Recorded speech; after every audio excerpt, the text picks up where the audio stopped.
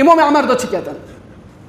دا چی در نفسی کو بازار دا او دا صح کته هر کسی که حلیب کتن، هر کسی که درویب کتن، هر کسی که قصد و سین بخوتن، امام عمر دا جلدا لیدتن او دا تیرا لیدتن.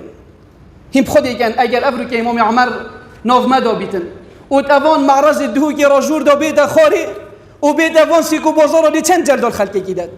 والله العظیم احتمال چند تبرید دستا امام عمر وانا نرده بالجلدا هیر دی خرقا جلده دادن و دی خرقا قطیتنو و دیش باجرشی کده در هندی هم حلالی کدود کن.